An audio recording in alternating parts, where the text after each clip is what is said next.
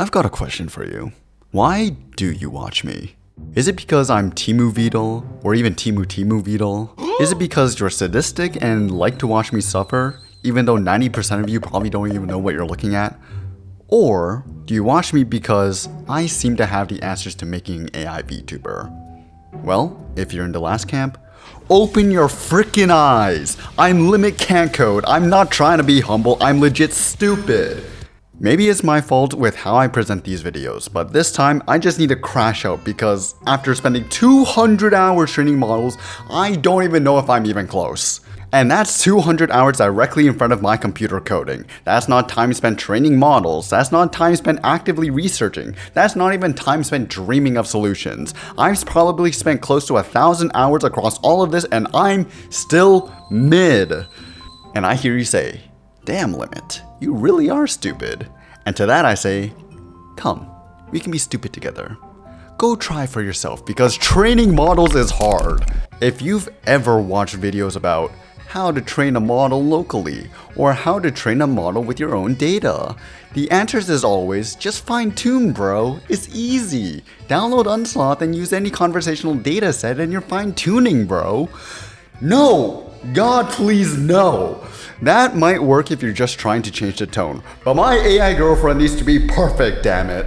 There's this saying that, as an AI researcher, 80% of your job is just making datasets. Usually the models stay the same, but the data changes what it learns and how. And what pisses me off the most is how misinformed I've been because of, it's just fine tuning, bro. You aren't going to get the AI waifu of your dreams by going to the dollar store to buy a cheap dataset made in China. No. You need to suffer a little. The journey I took from taking J-Ison out backend to preparing erma-v's debut, after reviewing all the footage, oh my god, I want to cry. I saw a doctor for all the migraines I've had just from viewing this footage, and I might need a lobotomy to forget all the trauma. I'm not only trying to shift a tone, and I'm not even just trying to have it respond to the name erma-v. I want her to understand her world. I want her to have a personality and creative quips. I want her to have her own opinions. Gargoyle. It's 5 letters. I want her to be erma-v. And so yeah, I just need bespoke datasets and character of Erma. It's not that simple.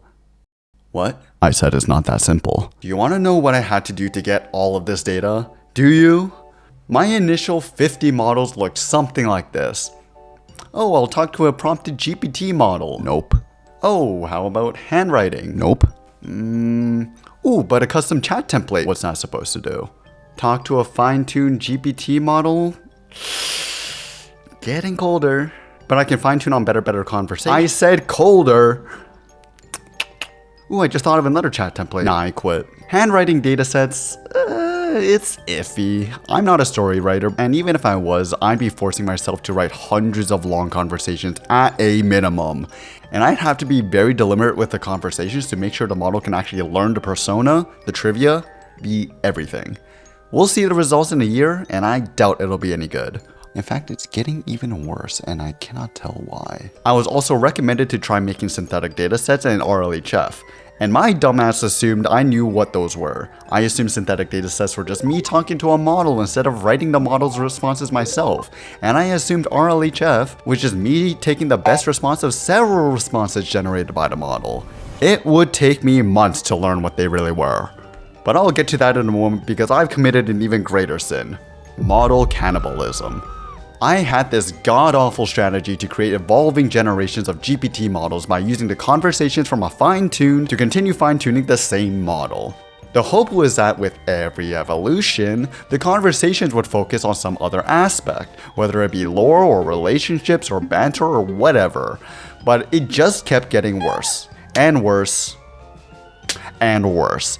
Eventually, the models became incoherent, lost their sense of self, and the learnings weren't stacking like I hope. And ignoring the fact that I'm feeding the model the same slop that came out of its ass, these conversation responses were just bad, and I didn't know what I was doing with the training hyperparameters and ended up overfitting with all of my tiny ass datasets. And oh my god, don't even get me started on chat templates, man. Every time I watch myself bring it up, I get this Pavlovian response. Okay, no. I want to make my own chat template. You know what I thought a chat template was? a fancy formatted system prompt, and a user input. Then I did a little bit of research, but clearly not enough, because I spawned these abominations. And eventually, I finally bashed my head into the wall enough times to accumulate enough brain damage to stop thinking and finally see what was in front of me. And that's when I grew up enough to at least use the proper atomic delimiters. But clearly not grown up enough to realize templating is done by Jinja and not my own fuck-ass prompter. In these 1 to 2 months alone, I churned through 5 different chat templates, and today, I'm coming back around and saying that you don't need a custom template. But who knows, maybe next week I'm gonna come back and say you don't even need a chat template at all. Like, man, just put the context in the bag. Thank God my stubbornness has limits though. After 2 months of all of this, I decided the whole evolving model strategy just wasn't going anywhere. Not just for personality, but especially lore. Whenever I would teach lore, the model would get it half right. It knew that it was an AI VTuber with a creator, but it would often attribute Vidal as her creator, especially when leaving the context of straight Q&A. It seemed more like the model was remembering how to respond to who is your creator, as opposed to actually learning Irma's creator is me. And it wasn't just her facts either. It was so frustrating to teach her anything new, because I would need to turn those facts into a conversation, but it needs to be incorporated naturally, because if I stick it in Q&A, then she only learns to get it right during Q&A. But then it's like I'm forcing the topic into random dialogue, and the model learns to force the topic when I just wanted to have the understanding in the back of its tiny little brain. I just need some easy way to teach the model something without having to force it into conversation. Then one night, it was like I was ascending. No, I wasn't high, but I was having a brainwave. Conversations go through a chat template to become a single block of text, but what if we just remove the chat template? What if it's straight facts? Then I realized, wait, I didn't realize until now, but I was already thinking of fine-tuning in stages. I first taught a chat template, then personality and so on, but training an LLM is also done in stages, with the first stage being pre-training. What if I take a base model and continue pre-training, and I'll call it continued pre-training? Yeah, so apparently that's a thing that was already well established and also just so happens to be called continued pre-training. And those exact words totally weren't in front of my face for hours on the Unsloth wiki. God, I really need to take a step back sometimes and properly do some research. But why do these tutorials keep talking about fine-tuning for learning domain-specific knowledge instead of continued pre-training? Oh, what's that? CPT is actually a specialized form of fine-tuning, while the fine-tuning that I specifically knew was supervised fine-tuning? Seriously? How is CPT not supervised? Why the fuck is self-supervised unsupervised? They're both the next token prediction. Except there's one key distinction that I overlooked, resulting in so many problems. With CPT, your data is literally anything. It doesn't have to be a conversation. It can be a blog, notes, script, anything. And in training, you train to predict every token.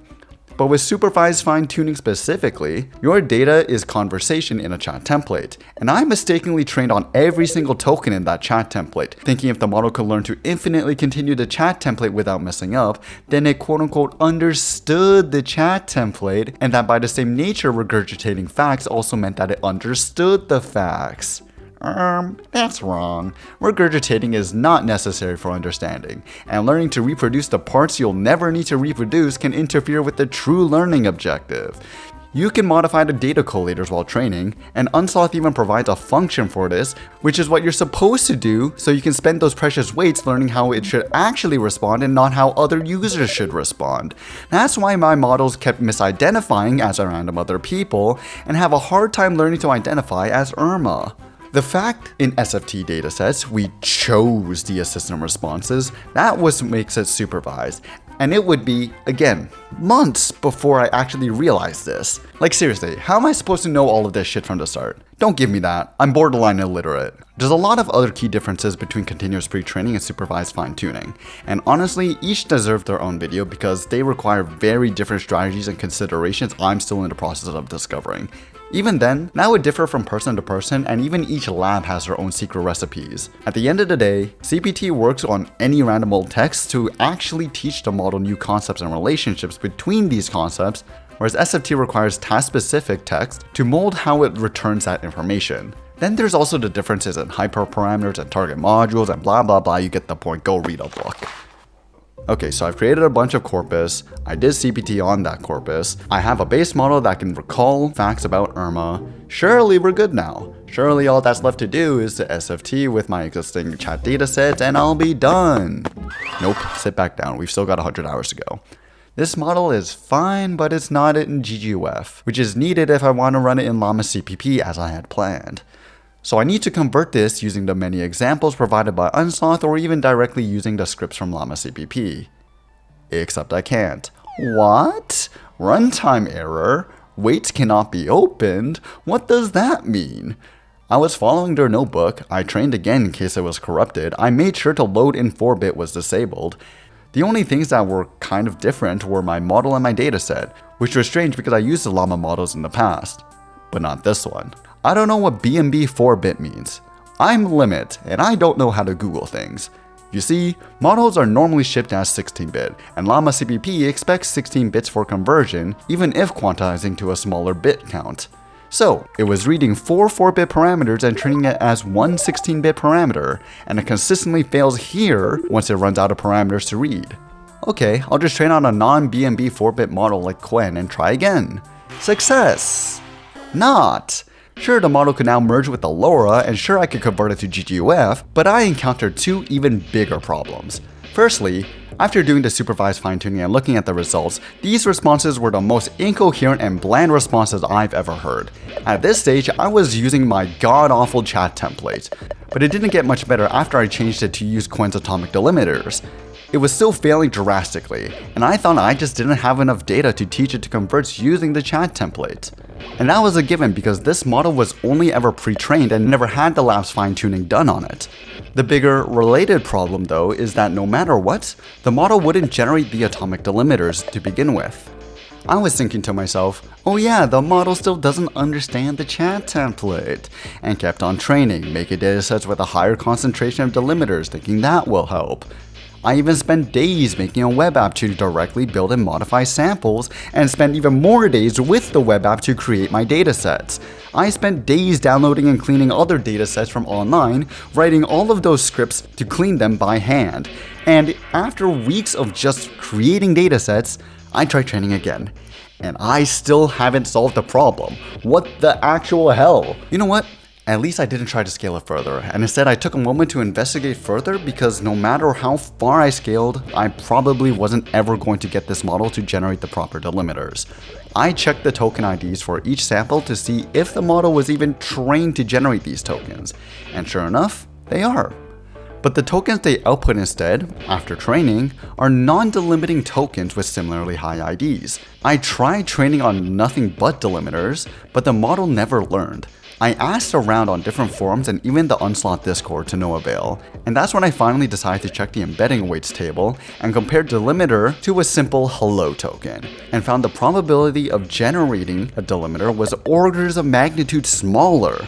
And since SFT is not meant to shift token distribution like that, I was never going to get to the point where this model could statistically generate the delimiting tokens. I compared this to Llama 3 and those weights seemed completely fine.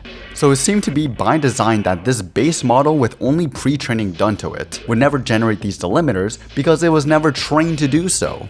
It took damn near a month, but I finally learned I could apply CPT to an already instruct-tuned model and get the instruct model with my custom knowledge integrated. So after 120 hours, I finally have an Irma model that can embed its lore accurately into conversations, and I don't think it sounds all that bad. Certainly good enough for a debut, right? Are you tired yet? Because I sure am. A month later, I stress tested her model with my mods, and the responses were just so bad. Thinking slop, system prompt leakage, identity confusion, death loops, the list just goes on. My god, at this point I was stressing. I already spent 3 months getting to that point, and my list of problems just got even larger, and now there's less than 1 month till her debut. But thankfully, Luxinator came back from last video to save my ass, and we hopped in a call to discuss 2 different things: synthetic datasets and base models.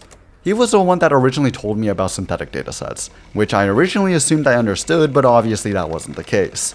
Seeing how hard I failed, I decided to finally ask him to show me his synthetic dataset setup. We both agreed that using an AI to generate the entire sample end-to-end is just sloppy. And so, to have an AI help me in creating a dataset, my idea was to sit there and reroll messages to create the ideal dataset. It works, but it's super time consuming. Lux, on the other hand, uses existing conversational datasets and replays the conversation, filling the assistant responses with an AI prompted with his persona prompts. It doesn't matter if the user's follow-up message doesn't make any sense, we just choose to naively replay. That's the basics of it at least. And so I took the LM-Sys dataset, ran it through 4 different uncensored role-playing models, produced gigabytes of conversational data, and manually sat there, reading and filtering for usable examples. I had to do this because honestly, even these role-playing models are instruct slopped and don't portray Irma all that well. I also tested like 10 other models and they were all pretty bad. And so there I was, sitting through, reading thousands of conversations full of the most depraved and degenerate shit. But in the end, I came out with 500 samples of like 4 to 10 turns each. Cool. What about the model? I thought Quen was good. Why is working with new models so damn hard? I've said it before, but I'll say it again. Model makers are concerned with accuracy and benchmark maxing, and that makes it harder to train for personality. The Quen series is verbose in general, but it's especially heavy on thinking. And since I'm using my own custom chat template, the response section gets interpreted as a thinking section. This messes up its behavior that I learned prior, with my new fine-tune causing a lot of the issues I was seeing. Lux was evaluating a bunch of these base models, and he avoided the Quen series for these exact same reasons, and he instead recommended I try Mistral Nemo. And that did seem good at first, but I ran into issues merging my LoRa since, for some reason, it shipped as 8-bit, and the dequantization process to merge tanks my CPT model's accuracy. And with less than a week left, I just had to switch to a model that I was actually familiar with. Good old Llama. Needless to say, this all took a lot of compute to try and get this done on time. Way more compute than I owned at the time. So in the 3-day span, I spent 200 USD, renting GPUs and training like 15 different models while synthetically generating all the datasets in parallel. A bargain considering how much I've spent on everything else so far. Can you believe I still haven't talked about half the stuff I tried during this time, let alone everything I tried after? What about dataset balancing, amending short conversations for long context, knowledge graphs to datasets, stage fine-tuning, preference optimization, monitoring loss, evals? Do you want me to stop? Because I can keep going. Point is, once you actually try it for yourself, it's a never-ending rabbit hole, and I clearly still have a lot to learn. As much as I would love to keep ranting, that's all the time I have for today. If you've made it this far, like, comment, subscribe. Help me get this video out there because I've spent way too long on this. But anyways, thank you all for watching, and I'll see you next time.